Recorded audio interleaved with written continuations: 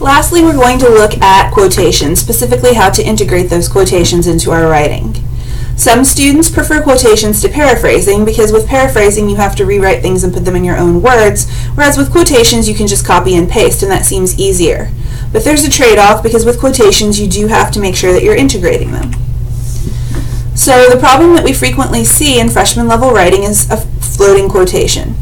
That's where the quotation is not anchored with words outside of that quotation.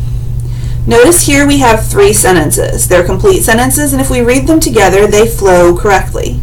Only 3 students showed up at the meeting.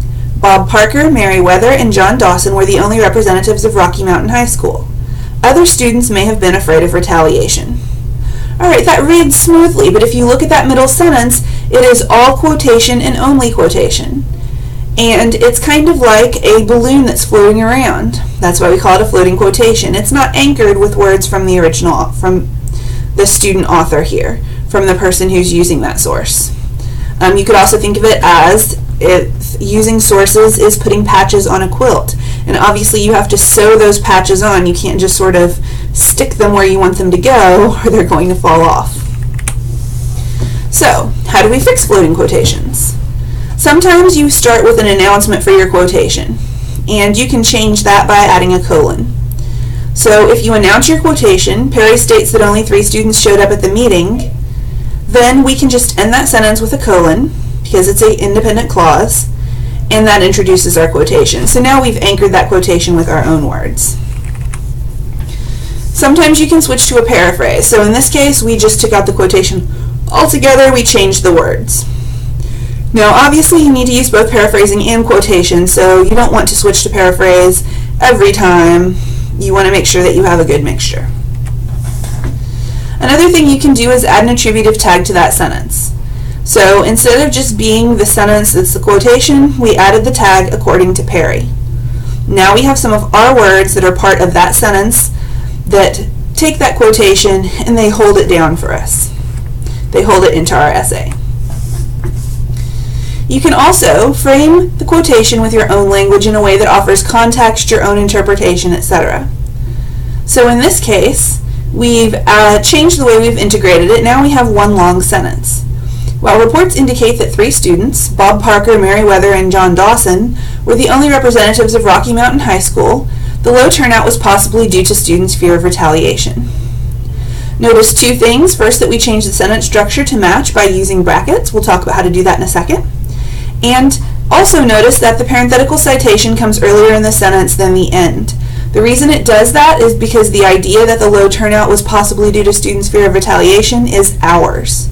If Perry's the one who said that, then this would be plagiarism because we're not giving him credit.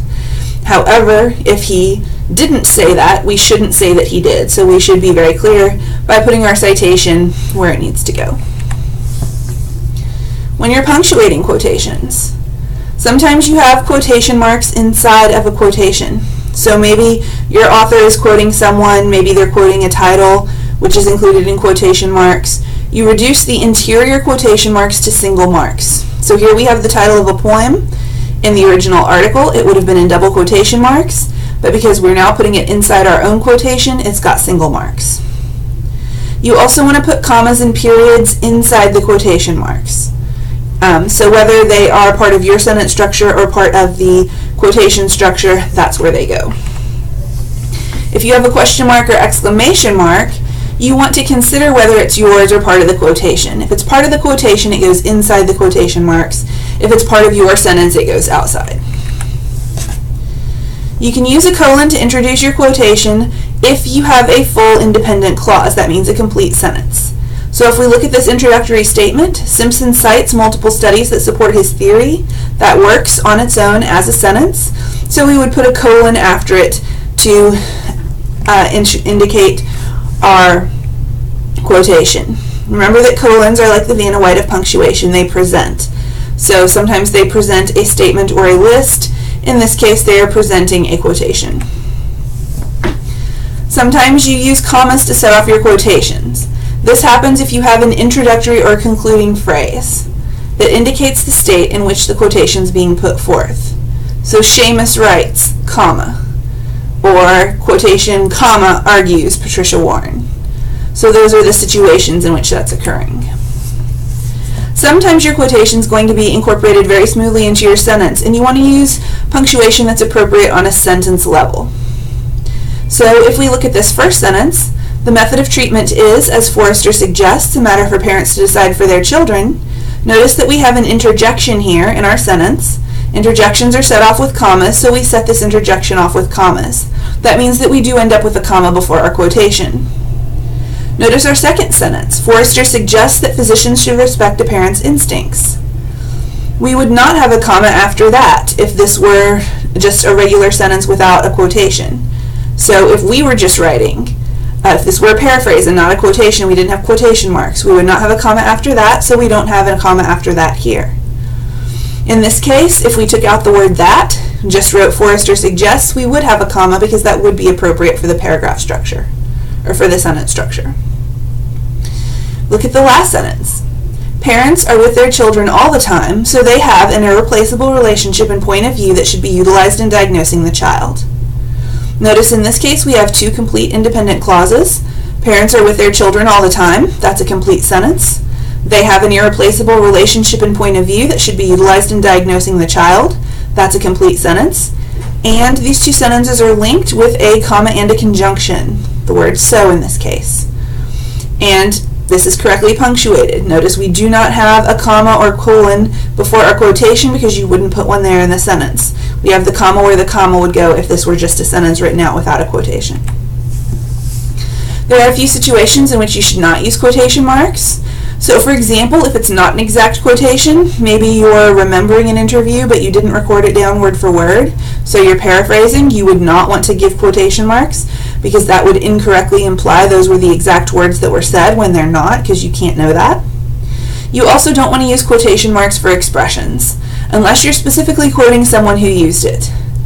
So, if you wrote this first example, in Burnham's point of view, the latest side effects are, quote, strike 3, and the new medicine should be, quote, out of the marketplace, that would be appropriate if Burnham actually used those terms. If you are the one who uses those terms to describe what he is saying, so he was basically saying that they're the last-ditch effort and it's time to give up on it, then you would not put quotation marks around it if he did not say that exactly. You can change quotation marks, but you need to make sure that when you do that, you are not changing the meaning of the words. So you can clarify that quotation by adding information. For example, if the sentence from your source says, at each benchmark test, Group A was at least 50% behind Group B. And you want to say that, but obviously it's going to mean nothing to your readers unless they know what the groups are. You could specify that what those groups are, which is obviously given elsewhere in your source, by using brackets. So you could write, Clary explains that at each benchmark test, comma, Group A, in brackets, the control group, was at least 50% behind Group B, in brackets, the group who took the supplement. And now you're giving us that extra information. You're not changing the meaning of the sentence, but you're helping your reader understand better. You can also use brackets to change a quotation so that it matches your sentence grammatically. If, for example, someone wrote or said, I left work at 5 o'clock p.m. and drove straight to my sister's house, you might want to change that pronoun. So you might say the defendant claimed he left work at 5 o'clock p.m. and drove straight to his sister's house to keep that sentence grammatically consistent. Again, it's not changing the meaning, so it's fine, but you're clarifying it. You can also use brackets to change verb tense. So let's say your article originally says, do this for more energy. Sleep 8 hours or more every night. Eat lots of protein in the morning, but watch the fat levels too. Exercise 30 minutes or more every day. Now these are imperatives, but you're not going to use an imperative tone in your academic essay. So maybe you're just reporting. According to the article, some of the best ways to get more energy are getting 8 hours of sleep per night, eating a healthy protein-heavy breakfast, notice you're paraphrasing there, and here's your quotation, exercising 30 minutes or more every day. You want your list items to be parallel, so you need that ing verb to match the other ing verbs, but it wasn't originally written that way, so you can use brackets to change it, but show that you did change the tense of that verb from the original. You can also use ellipses to show that you took material out of the middle of a quotation. You don't want to use this at the beginning or end of a quotation because we know that you're not quoting the entire work. So we know that you didn't get a slip of paper from that author that only had, that one sentence or two sentences on it. We know something came before and after the piece you reproduce. So you don't have to open or close, but if you take something out of the middle, then you need to give us ellipses. So maybe your source gives a list of reasons children act out. Inconsistent punishments, corporal punishment, stressful changes in the living situation, or lack of attention from parents. And you want to focus on things that are the responsibility of the parents. So you want to leave out stressful changes in the living situation because you don't feel that that's pertinent. You want to talk about things parents control. So maybe you say, among the reasons Keldrick gives for children's misbehavior are inconsistent punishments, corporal punishment, brackets with dots to show that you took out a piece of that quotation, or lack of attention from parents. That means there was something more there, and obviously you're not changing the meaning by doing this, but you did leave something out. You can also cut out the beginning of a second sentence. So if we have two sentences, special interest groups pay lobbyists to push their agendas. For those of you confused by fancy labels, this is not that different than buying votes. And let's say you want to leave out this phrase, for those of you confused by fancy labels, because it does break with the academic tone, it uses a second person, and it's kind of rude. So you could write, on the contrary, Jansen points out, special interest groups pay lobbyists to push their agendas. This is not that different than buying votes. Notice how we include the period at the end of the first sentence, and then we include our 3 dots. So you end up with 4 dots instead of 3. Those are just a few tips and tricks on how to include quotations in your work. Remember that you always need to integrate those quotations with your own words so you don't leave them floating. And remember that you want them to be grammatically consistent, so you can use brackets and ellipses to make sure that they match the rest of your essay.